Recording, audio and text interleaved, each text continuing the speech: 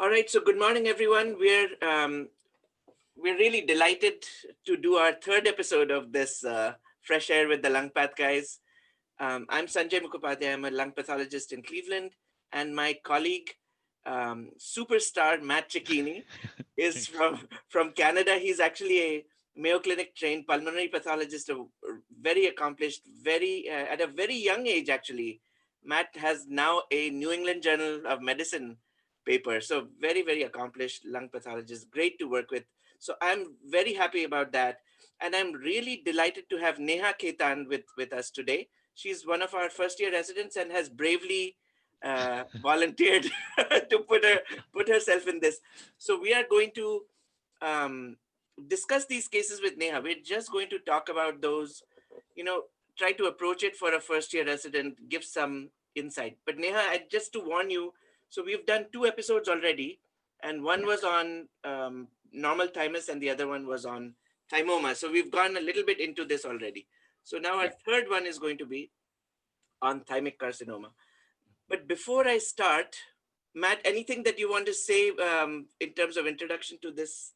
No, I think it's going to be great, and I think it'd be great to have a conversation. We can chat, and Nia, please feel free to ask us any questions. Really, it's I think quizzing us is probably a good thing because then that's probably the questions a lot of people would be wondering. So Correct. Um, it's going to be, you know, Neha, I want you to ask, you know, kind of butt in whenever. So yeah, it's completely informal, okay? Don't worry Okay. about interrupting us.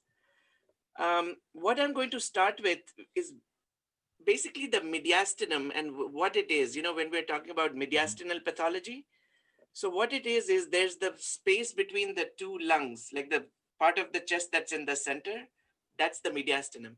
And while we were doing some research for this, Matt and I, we found some very good resources that define how that goes. So there is a plane at the manubriosternal joint, a horizontal plane at the manubriosternal joint that goes all the way back to the vertebra. Everything above that is called superior mediastinum, right? So above that horizontal plane. And then everything below that is then divided into three compartments from anterior, middle, and posterior. hmm So you have an anterior mediastinum that's right behind the sternum. And then there's a middle mediastinum, which is very easy to remember. It's basically the heart. It's the what's within the pericardium, yeah, right? Heart and blood vessels and this and that. And then there's the posterior mediastinum is what's behind the heart and in front of the vertebral column, right? So that space. So it helps to think of mediastinal pathology as anterior, middle, and posterior. I think now it's fashionable to say prevascular, vascular, and I don't know what the other one is, prevertebral or something like I that. think Right, so. Matt? Yeah, I think so. Any thoughts about this division of mediastinum and how to think about it? I think it's good. I think another important point is that these are really radiologic um, areas largely that they're not really true. Some of them are like the central component is, as you said, within the pericardial cavity, but a lot of them really aren't true anatomical divisions. They're more mediastinal, sorry, the radiological divisions that they've used, which I think can be useful though in formulating differential diagnoses. Yeah. And so the now we'll come to the anterior mediastinum, right? So we are Yeah. talking about the compartment of the chest that's between the lungs, below that plane, and then in front of the heart. So right behind the sternum, that compartment. So this mass was actually an anterior mediastinal mass, and it was resected. And you can see there's a pretty big chunk of tissue, right? This is not a biopsy; Yeah. it's a resection specimen. And at low mag, you can see the inked margin, right? There's a little bit of orange ink on that side. And there's obviously something going on here. Actually, I think you can tell at low mag that there's necrosis in the top part of the lesion. Yeah. So that by itself would be unusual for a thymoma, although not unheard of, because you can get, infarct like Yeah. necrosis in the, but that would be a red flag at low mag. And that tells you it's not thymoma if it has that much necrosis.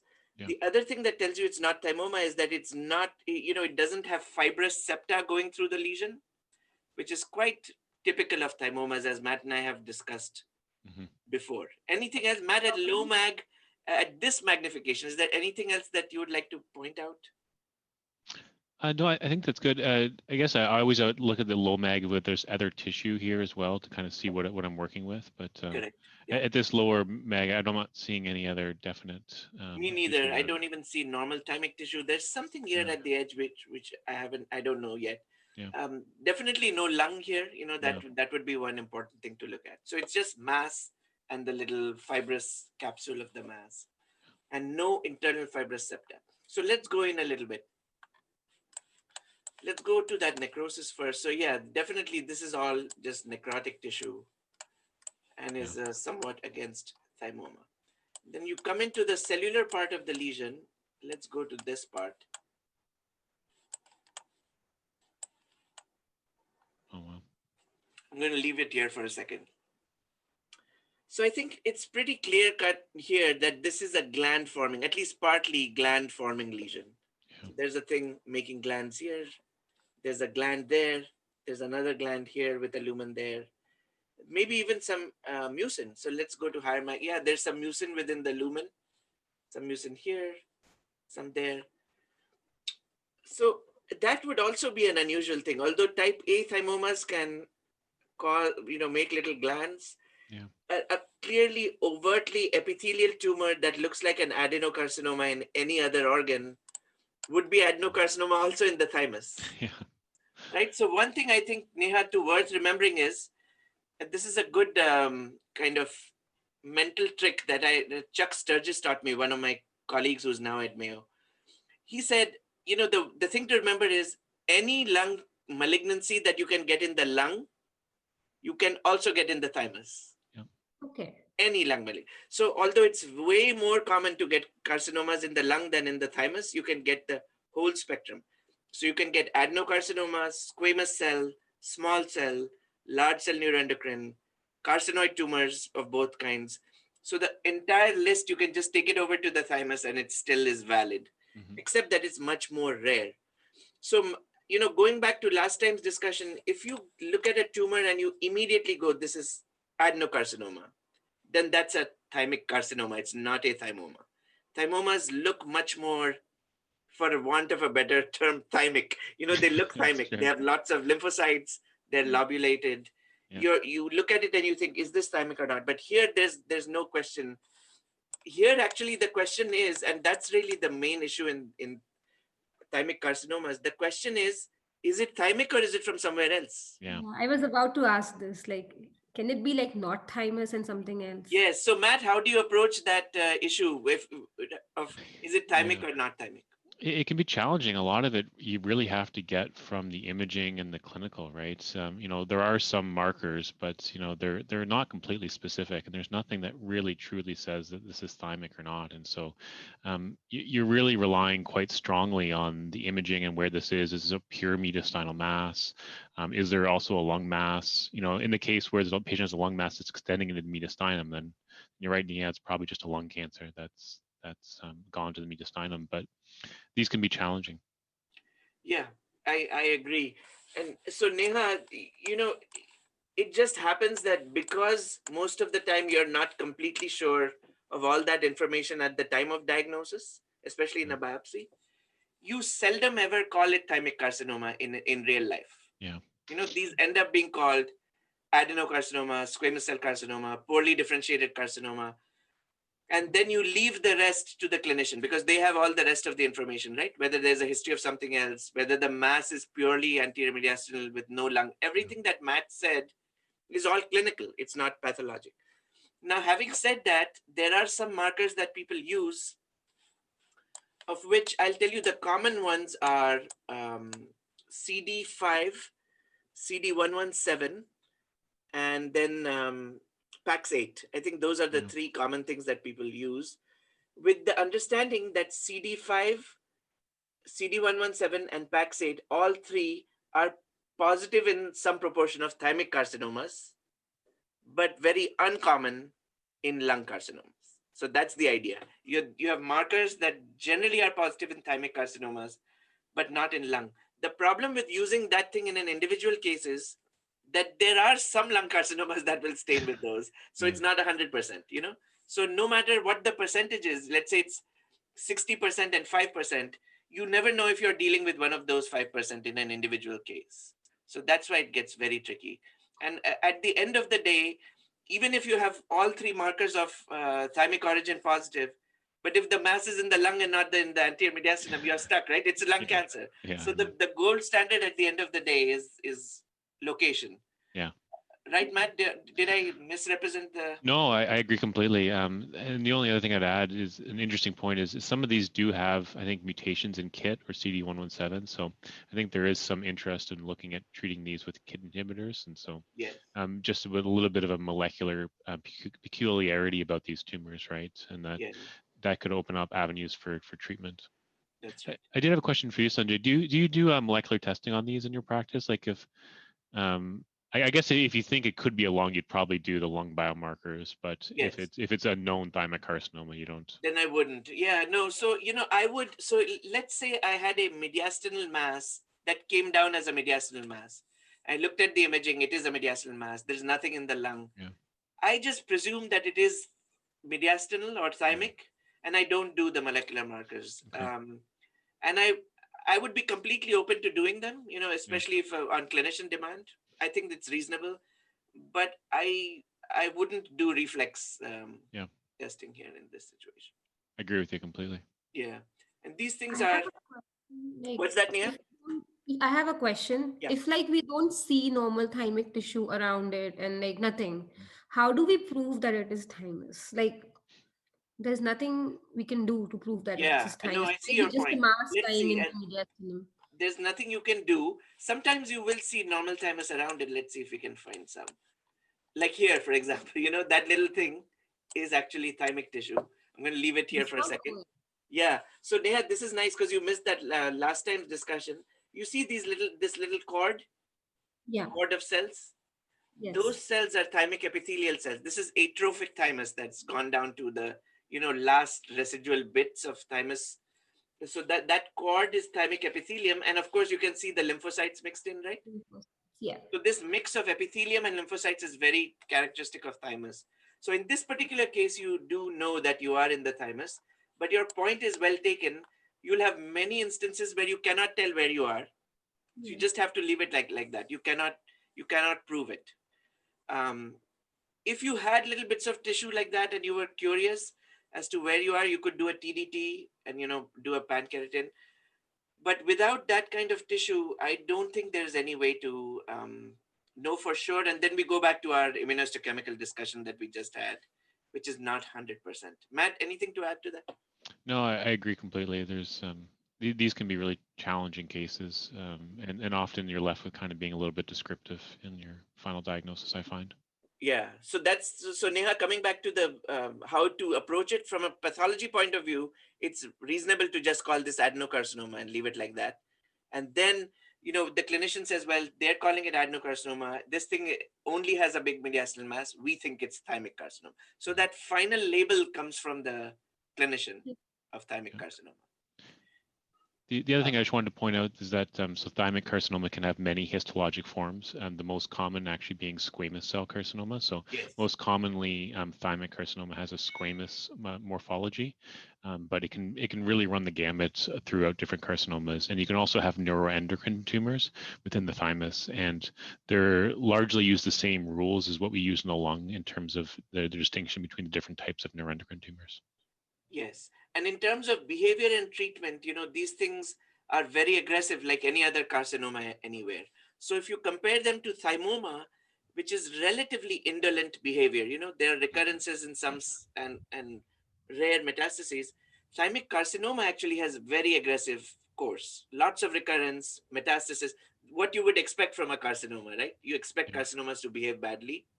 That's how thymic carcinomas behave, and are much more aggressive than thymoma. So I think the distinction between thymoma and thymic carcinoma really is important.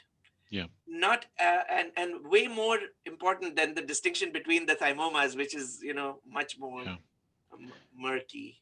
And I find some trainees will often read some older literature that describes these as type C, which I think is actually makes it a lot more confusing, because I like to think of them completely different, that this is not really within the thymoma spectrum, and that this is a completely separate entity. So I encourage trainees to just call these thymic carcinomas and not get into this type C type of scenario, because I think it's a much easier way to conceptually understand this as a fundamentally different process. Would you agree, Sanjay? Absolutely. Neha, this is the most simple explanation you're ever going to see of this issue. Much more. Once you start reading the books, you're going to be super confused. Yeah, go ahead. Sorry, I interrupted you. Do we use type C word now these days, like, or it's just obsolete? Like, No. Matt?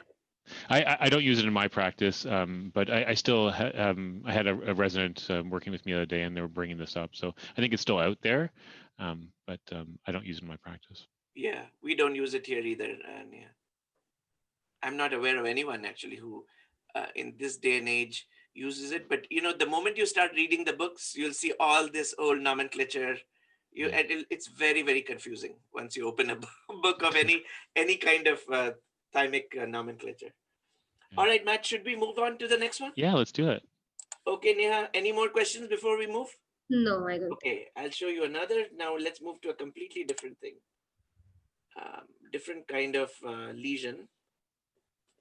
So here, let's see, do we have any thymus to look at? This is also an anterior mediastinal mass, although I don't see even a hint of thymus anywhere. No. This is a very cool, very interesting lesion.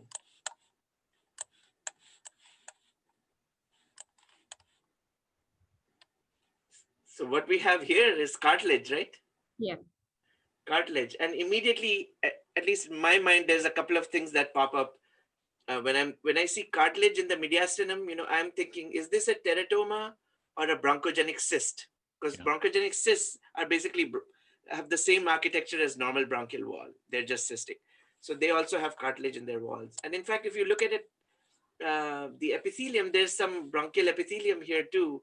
So you could go down that route. But interestingly, there are other kinds of tissues here too. See, there's all this sort of glandular tissue. There's this, which is my favorite. I'm going to come back to that later. But more gland forming tissue. See that? Columnar epithelium with mucinous cells. I don't know. What do you think that looks like, guys? To you, in terms of normal structures, what does that look like? Some salivary gland kind of thing. Yeah, this stuff does, or could some sort of glandular structures. And here, any ideas what this is? Intestine? Yeah, it could be. I'm a little bit tilting towards. Could there be some cilia there? Or yeah, I think this is ciliated respiratory type epithelium, but that is very mucinous. I'm not sure if that is gastric or respiratory. I'm just confused here. But this is some sort of, gland forming columnar epithelium. The confusing part is that some of it is ciliated, which suggests that it's all respiratory. It should be all respiratory, but I don't know what the mucinous thing is about. And then there's another, I think, a clear-cut element here, which is this skin. Right? There's skin with sebaceous glands. Pretty classic. Here, there's fat. So I think here at this point, this is clearly a teratoma, right? It's clearly a teratoma, making skin here, making cartilage, making respiratory type tissue, possibly making some GI type tissue too. But my favorite thing here is, and really a very interesting little tidbit to remember, is this stuff. Oh, cool. Okay, I'm going to leave it here for a second so you guys can take a look. So I think what we're dealing with here is pancreatic tissue. Agree. And the key to that is the little islets. See, they're little nests of islet cells. Here's another nest of islet cells. And then the rest of it are just pancreatic acini. So interestingly, for some weird reason, pancreatic tissue tends to be more common in mediastinal teratomas than in teratomas of other sites. Like this is a curiosity, that why pancreatic tissue should show up in. There's probably some embryologic reason, but I have no idea. But it does consistently show up in mediastinal teratomas. Well, that's cool. Matt, anything to say about these lesions? I think an interesting thing I found with a few of these is the keratin can often incite a really robust foreign body giant cell reaction, which I've always found kind of interesting because, like, if you get keratinization in a squamous cancer in the lung, it typically you don't get a big giant cell reaction. But I find that the keratin, I don't know if it's a more foreign keratin if it's coming from the teratoma, but that's kind of conceptually how I think about it. But I did have a case that was essentially just largely this giant cell granulomatous reaction, and there was only a little bit of the kind of skin to it, and so I think having this remembering that this can be an entity, especially when you have kind of a granulomatous reaction, is that can always be malignant as well. Yeah, great point. Um, Neha, one more thing for you is just it's important to remember. So, have you seen germ cell tumors before, like of any kind? Yeah, What organ was that where you saw it? ovaries and testicular germ Ovaries cell and tumor. testes, Even right? the So the point I'm retroperineum. going to make here is that most people, in when you go through pathology residency training, you will see germ cell tumors in the ovaries and testes. But you have to remember that the midline throughout the body is also a site for germ cell tumors. So the retroperitoneum, then the mediastinum, and then when you go up, the pineal gland, all can be sites of germ cell tumors. And the interesting thing is that a germ cell tumor of the testis naturally metastasizes to the retroperitoneum and then can subsequently go to the mediastinum. So that theoretically, a mediastinal tumor could be a met from a testicular germ cell tumor, but will always or almost always also have retroperitoneal disease. Right? So that's the way it goes. Testis, retroperitoneum, mediastinum. If you have only a mediastinal mass and no retroperitoneal or testicular disease, it's extremely unlikely to be a metastasis. So for practical purposes, what happens is if you are dealing with a solitary mediastinal mass, that's always a primary mediastinal germ cell tumor. So that theoretical possibility of a MET is very, very uncommon. Usually that happens in people who you know that they already have a testicular germ cell tumor. Matt, any thoughts about this issue? I agree completely. The only thing I would add to that is sometimes it can be in the recurrent setting. So sometimes you have to look back into the clinical history as well, just to see if they did have a history. I've had a few cases where there was a remote history of a germ cell tumor in the testis, and then there's now a recurrence in the mediastinum. So just the power of going back to the previous pathology to make sure that you cover that. Yep, that's correct. Neha, anything else about this Can they anterior behave mediastinal teratoma? can they behave aggressively, or they are just like capsulated and Yeah, that's a great question. So these mature teratomas like this that are just completely well differentiated and there's no immature elements in that are actually they behave great. You just excise them and they're fine. But in these tumors you can get malignancies, so they can be mixed with other types of germ cell tumors. Like I've seen an example of yolk sac tumor mixed with teratoma. That obviously is malignant and behaves in a bad way. You can also get somatic malignancies coming out of that, meaning malignancies that are not germ cell tumors. Yeah. So like a squamous cell carcinoma or a sarcomatoid carcinoma or some other, and those also behave badly. So the short answer is if it's only mature teratoma, it's great. The prognosis is very good. But if there's a higher grade malignancy mixed in with it, then it's bad. Yeah. okay? I once had a Wilms tumor as a somatic cancer within a teratoma, and so it was an older patient who actually had a Wilms tumor in their mediastinum arising from a teratoma. Yeah, teratomas are so bizarre. Just to think of the kinds of things that they make. Teeth, and I mean I haven't seen that in the mediastinum, but No. teeth and hair and little fetuses, and it's just incredible how they behave. And it's not surprising, I guess, that they also make weird things like weird tumors like you mentioned, Matt, or like an eye and stuff like that.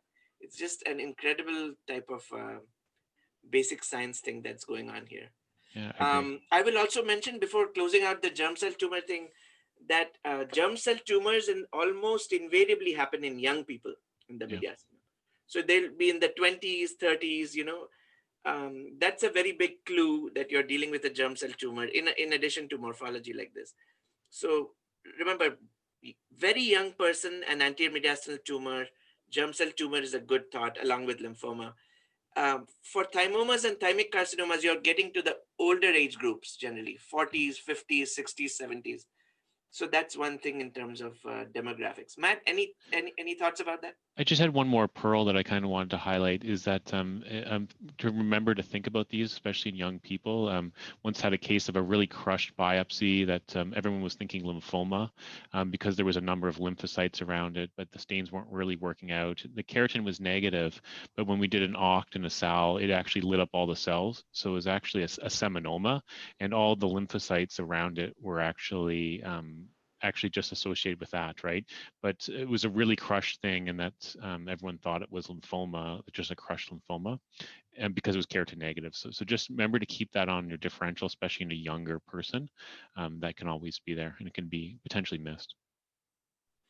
All right, Neha, are you okay? Should we move to the next? I have like a small question. Yeah, Like please. when it's ovary, we do search for like neural tissue in the teratoma, like if it is present, whether it's mature or immature. Do we do the same thing for the mediastinum, or Yes, I it's think you should. I think you should look for the same things that you look for in the ovary. I'm not sure that the significance of immature elements is that well understood in the mediastinum. And I don't really know that there's any great literature about that. I know there's some old studies from Schuster and Moran, but um, what I would say in general is whatever you do for ovarian teratomas, you should also be looking for those things in mediastinal teratomas. Matt? I agree. I comment on it, but the significance I think is not completely well studied. Yeah, good question, Neha. Okay, so Matt, should we move over to your cases? These are kind of tissue biopsies this time instead of a big resection. But at low power here, this is a really blue tumor, right? So it's just kind of these sheets of blue cells. I just want to move around a little bit to a different area. Matt, sorry, where did you say what the location was? Mediastinum. I don't know the specific area within the mediastinum. I see. And I think this is a nice field here. So we kind of at the bottom here see these really blue primitive looking cells, and then they differentiate a little bit more, and then they're kind of a bit more primitive up here again. And then there's a ton of these neutrophils kind of all running through it as well. And this looks like a bad tumor, but when you focus down and think about it, each of the cells kind of looks a little bit monotonous. And so to me, this is a bit of a clue that I'm dealing with something that's not just your run-of-the-mill carcinoma. To me, it's a clue that there's potentially a translocation. So I often think that tumors that look really often like have sheet-like growth and look aggressive, but the cellular morphology looks a little bit more monotonous or bland, that's often a clue to me that this is a translocation. I don't know if you agree with that, Sanjay. Yeah, I haven't really used that in the epithelial things, Matt. So I'm learning something from you. But the in the spindle cell tumors, that's definitely a known thing, right? That if you have a high grade undifferentiated pleomorphic sarcoma, that's probably not going to be a translocation driven thing. Exactly. But if you have a very low grade kind of spindle cell tumor, or a low grade sarcoma of some kind, the chances of that being a translocation driven thing is much higher. So I think that general principle is correct. Yeah, and so in this case, so this ends up being a nut carcinoma, which were previously actually called nut midline carcinomas, but they can actually occur outside of the midline. So you can see them outside of that. So it was more correctly called nut carcinoma. And they characteristically have these really primitive looking areas with areas of differentiation. I'll just flip to a different slide here, which shows it quite nicely. There's this, what they call abrupt keratinization. So I'm just gonna zoom down. I think it was over here, yeah. So this is kind of if you were studying for boards or things like this is kind of the picture you'd want to burn into your mind, where you have this really primitive looking tumor that suddenly and very abruptly keratinizes, right? And so the this is, you don't really see this in squamous cancer, right? It doesn't go from really poorly differentiated to completely keratinized. So this is the big clue that you should be thinking of a potential nut carcinoma. And the immunophenotype, these can be a little bit confusing. So most of these are keratin positive, but some can be keratin negative. They can be P40 positive, but they can be P40 negative.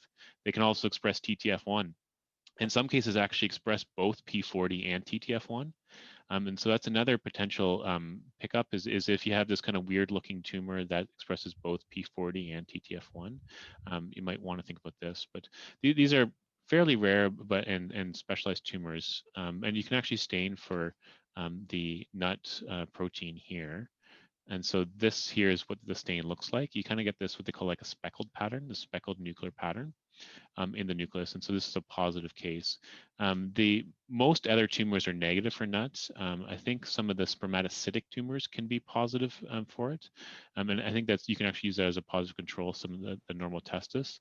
Sanjay, have you run across any other tumors that are positive for nut? But to me, it's been a pretty specific marker. Yeah, no, I haven't, but we've only started using it recently, Matt. So we don't have a ton of experience with it. But the only ones I've seen are in the kind of lung mediastinum region, and very rare tumors. Definitely, and I bring this case up because it's a rare, but I think it's an interesting discussion around the biology of cancers as well. And so these tumors actually have a fusion between BRD4 and NUT. And so they have an interesting mechanism of tumorigenesis. So this complex actually binds acetylated histones on the DNA, and then it recruits P300 and puts down more acetylated histones. And so you get kind of this feed-forward loop where you get these huge mega-base domains on the DNA that are actually covered by this complex of BRD4 and NUT. And then that causes these big, huge changes in gene expression. But if you sequence these tumors, they don't have many other mutations. Essentially, all that's wrong with them is this one fusion.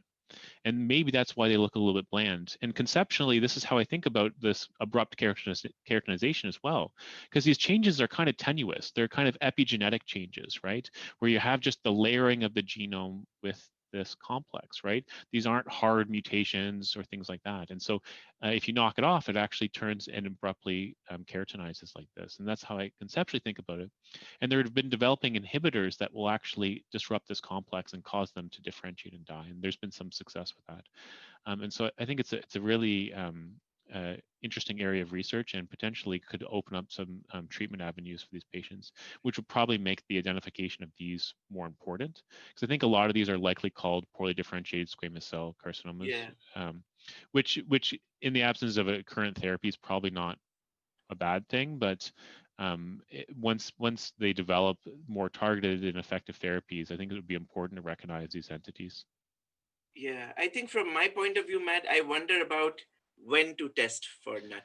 Because but when you start hearing the exceptions, they say, well, it doesn't have to be midline, it doesn't have to be squamous, it can be TTF1 positive, it doesn't have to be P40 positive. That pretty much covers everything, right? So you'd have to test every carcinoma to cover all those possibilities, which at least I don't do currently.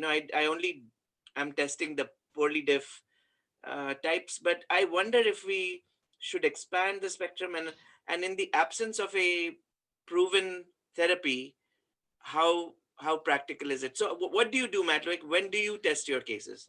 So I think it really has to be driven a bit by history too, and so I take that into case as well. So if it's a younger patient, they're a non-smoker, because squamous cancers in a non-smoker are fairly atypical.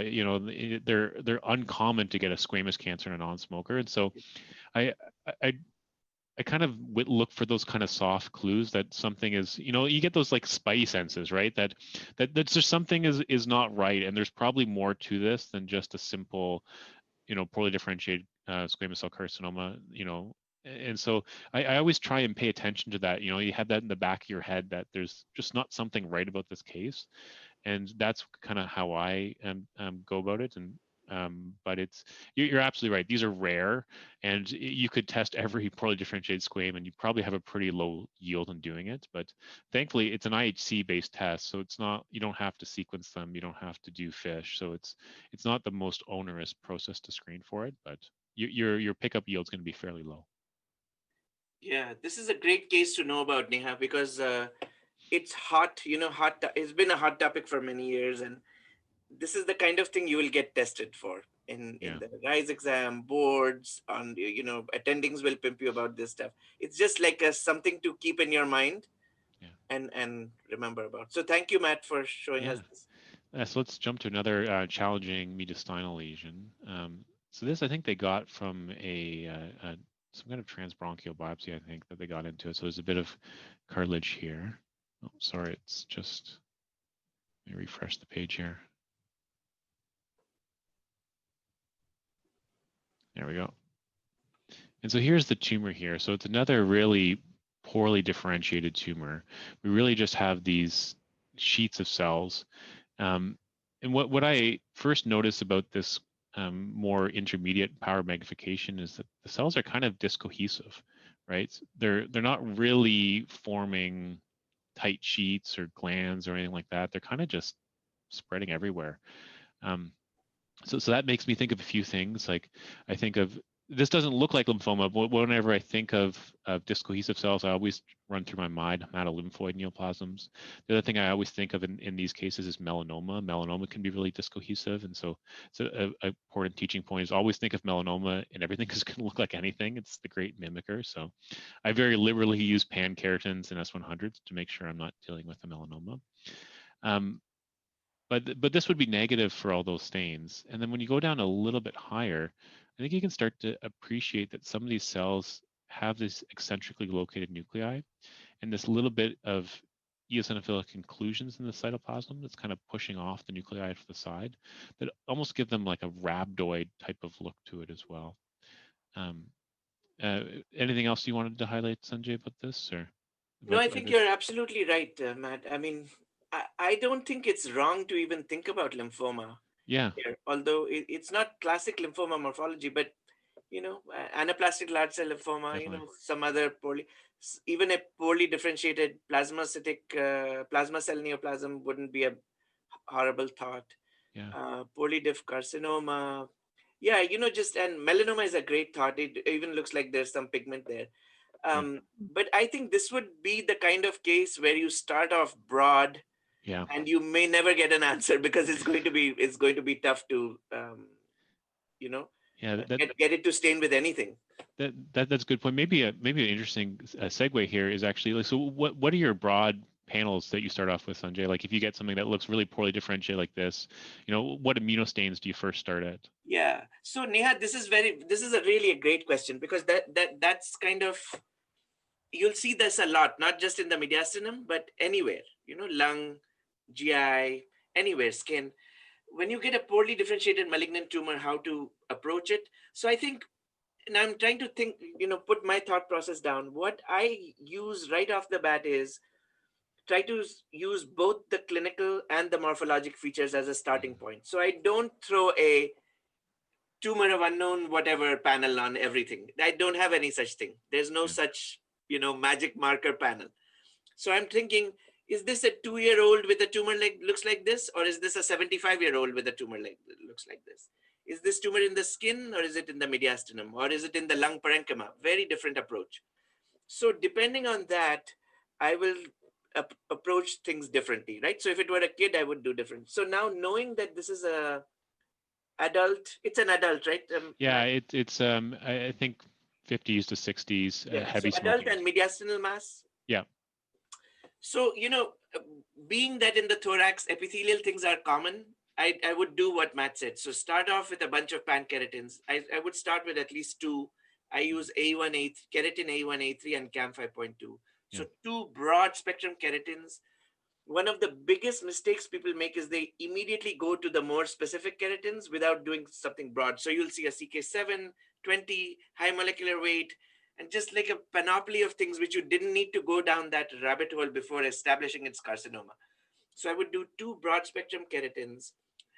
There are two approaches. You can either do a CD45 or you could do a CD320 CD43. I do use the 320/43 approach. I might I would do melanoma stuff, so I would do a SOX10 S100, maybe even a HMB45 MART1, and at this point I would start with that, so I don't go too deep. And in the beginning, in my first round, want to show which way we are heading before throwing more markers at it. So that would be my approach, Matt, right off the top of my head. Yeah, I agree with you completely. I often start with, 3 or 4 markers with this and just try and get broad lineages and then do a second round. I order a bunch of IP blanks so that you can do those. But I think these things, especially if there's limited tissue, I think you need to take your time. I think you need to do it slow, and do multiple rounds, because the worst thing to do is to go down the wrong pathway, exhaust all the tissue, and then you can't work it up, or you can't do the molecular testing that's needed. So I think there's a big role for going slow on these when you really don't know.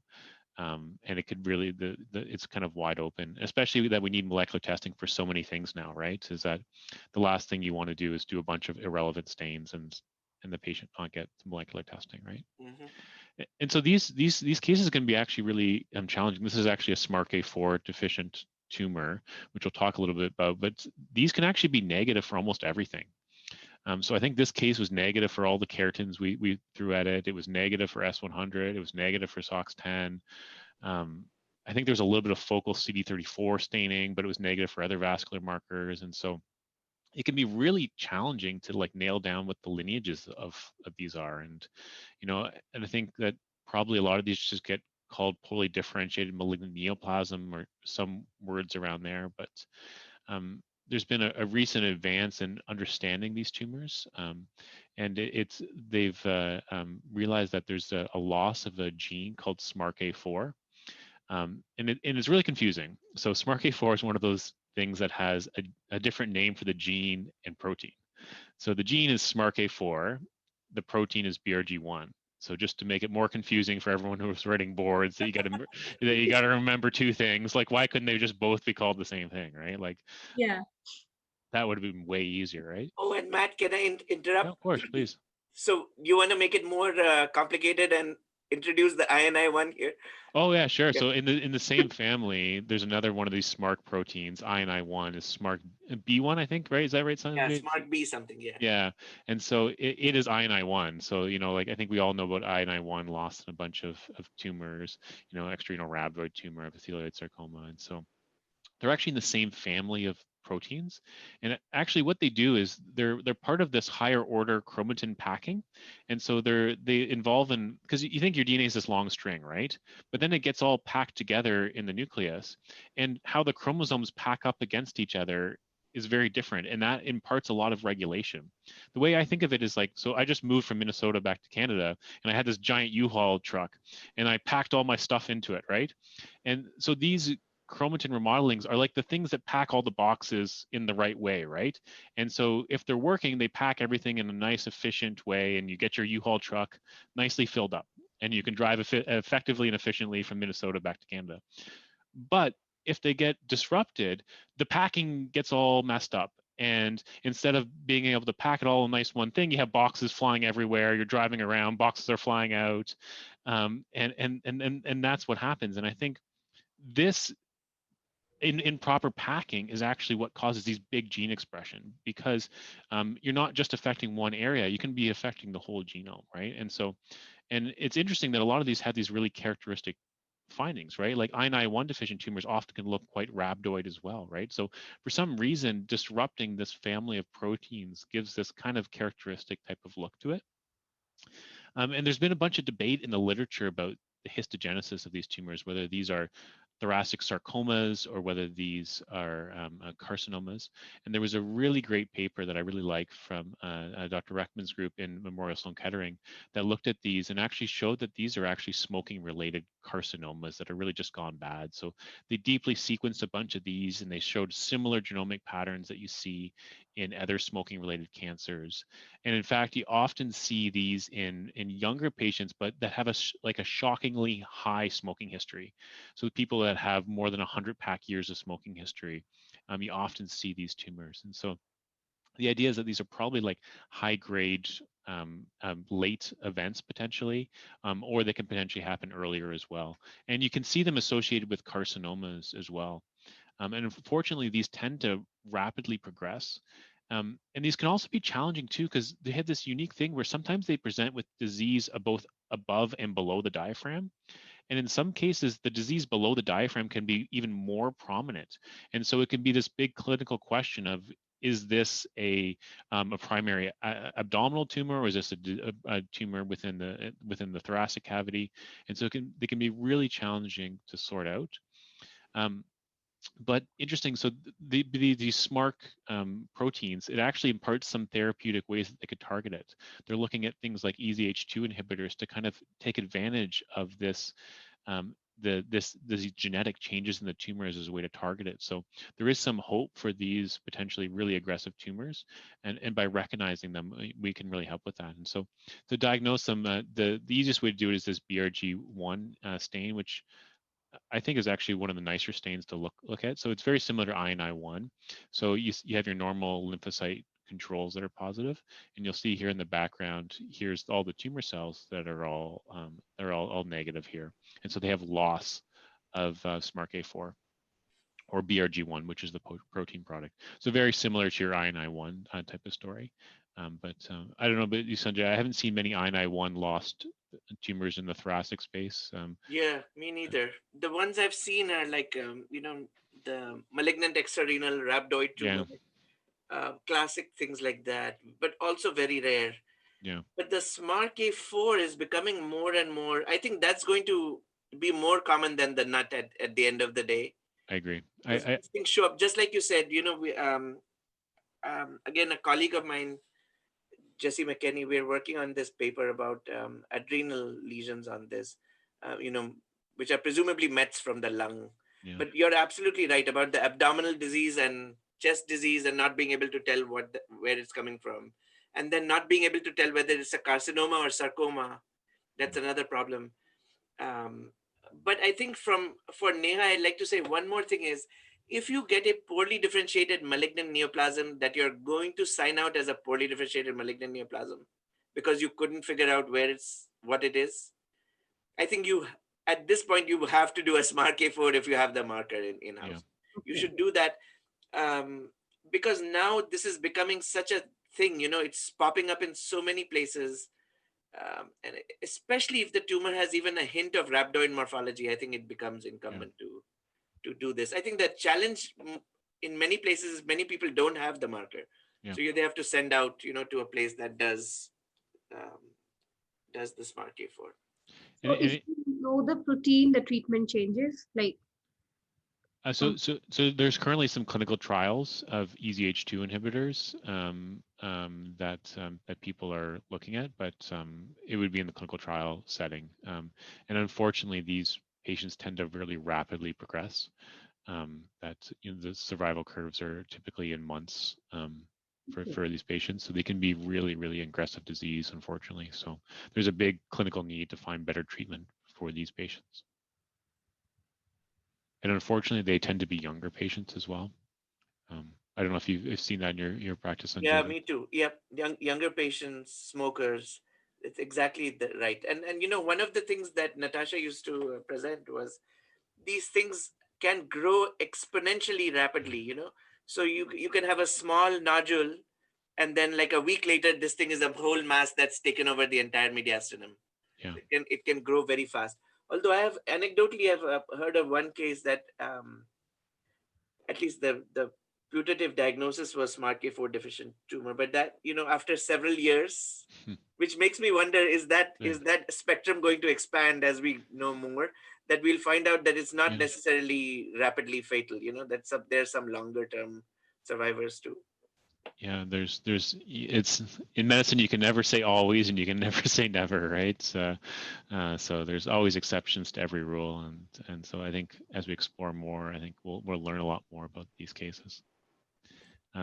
So the cases I highlighted are kind of esoteric things, but I really wanted to highlight them as the using your pathology spidey senses, right? That something just looks a little bit odd, right?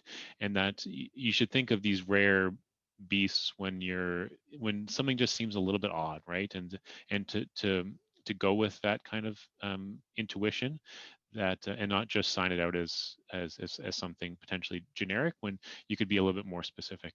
And so I've found that to be quite powerful, is to rely on that. Yeah, thanks for showing these, Matt. It's great to have a mental image in mind. So is that the highest mag that you have for this? Oh, I do, yeah. Yeah? We can go a little bit higher. Can you take us to another field and just leave us with one last mental image of this Yeah, thing? let's find some good rhabdoid cells. The other thing is this is really high grade. There's just mitotic figures everywhere. Yeah. It's funny, whenever you want to find something, you can never really find it, right? That's right. It used to be, when I was a resident in India, the classic way that would manifest was they would say, did you see an acid fast bacterium in this case? I'm like, no. And the first field that the attending went to had. So that taught me to be a little bit more careful. But you're absolutely right. At the time you need it, it never shows up. Yeah, and you're like, where is that? Like it was everywhere before. But I think there's some good rhabdoid cells here, here, and then there's tons of mitotic figures all around. And so I think this is kind of with the image I kind of burn in my mind, but I have had cases that really weren't rhabdoid. So I think there's a big histologic spectrum here, and so this is kind of the more classic morphology, but I think there's a spectrum and things that you can see loss of BRG1 or SMARCA4. So Neha, you'll remember that nut. The first one was nut carcinoma. I the hope second one is remember. I hope I remember and my brain catches this image as like, okay. Yes, nut and SMARC. If you end up diagnosing a SMARCA4 deficient tumor, people will be very impressed that a first year resident. And I'll remember you, Dr. Chicken, that you taught me. Well, I'm happy to help. That's great. Well, all right, Matt. So should we wrap up? Yeah, I think this has been a great time. I just wanted to thank Neha for joining us and for asking. Thank you so much. Yeah. So many great questions. It was a pleasure to be here. Like, right. It's nice. Yeah, wonderful. Great. Thank you, everyone. Thanks. Have a great day, everyone.